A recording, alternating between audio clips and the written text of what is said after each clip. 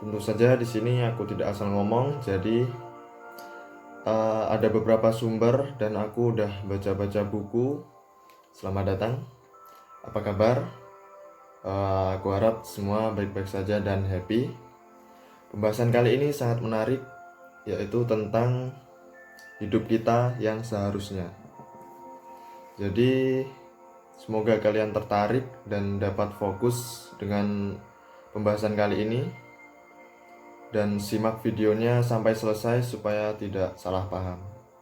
Ada seorang psikolog bernama Lankin, dia berkata kalau manusia hidup dikehendaki oleh orang lain. Jadi itu adalah benar sekali kalau dilihat dari masyarakat kita. Manusia hidup untuk memenuhi keinginan orang lain. Jadi seperti ini dia melakukan hal ini supaya orang lain terkesan atau maksud lain ya. Jadi banyak orang sangat mengkhawatirkan tentang bagaimana orang lain memandang mereka. Khawatir jika tidak seperti ini akan dianggap seperti ini, akan dianggap lemah, dianggap jelek dan lain-lain. Dan untuk hal itu, banyakkan orang akan melakukan hal-hal yang mungkin akan merugikan dirinya sendiri.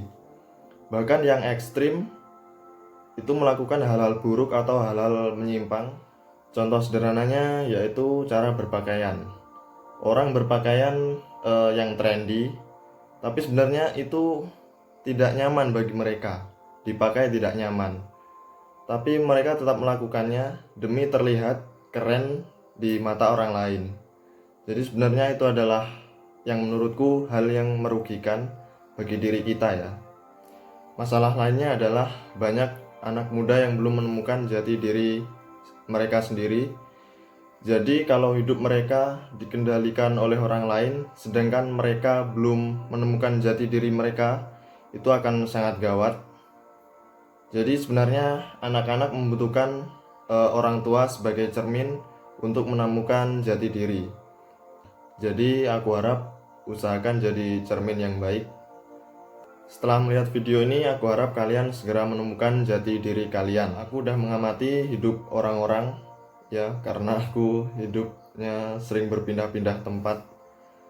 Bahkan juga orang-orang luar negeri seperti New York, Arizona, Texas, Georgia, lain-lain, bahkan juga Prancis. Tetapi kita pembahasannya fokusnya adalah masyarakat Indonesia. Jadi video ini aku tujukan kepada masyarakat kita, tentunya anak muda. Sebenarnya dari pengamatanku masih banyak anak muda yang mengalami gangguan kepribadian. Kalau aku nyebutnya gangguan jiwa ya. Yang aku maksud di sini bukan berarti yang ekstrim seperti melakukan hal-hal yang abnormal dan di luar kendali, tidak. Jadi mereka masih bisa hidup biasa seperti orang biasa, tetapi dalam diri mereka kacau. Contohnya adalah orang-orang yang masih menganggap hal buruk sebagai hal baik. Ya, di masyarakat kita masih banyak sekali yang menganggapnya contoh ya, suatu kenakalan itu adalah hal yang keren. Padahal itu adalah dua hal yang bersimpangan. Padahal itu adalah hal yang salah. Jadi dilihat dari sini, ini sebenarnya adalah salah satu tanda gangguan khayalan, yaitu mempercayai hal yang sebenarnya salah dan mereka benar-benar mempercayainya gitu. Selain itu, kebanyakan dari kita masih banyak yang mengalami gangguan kepribadian narsistik ya.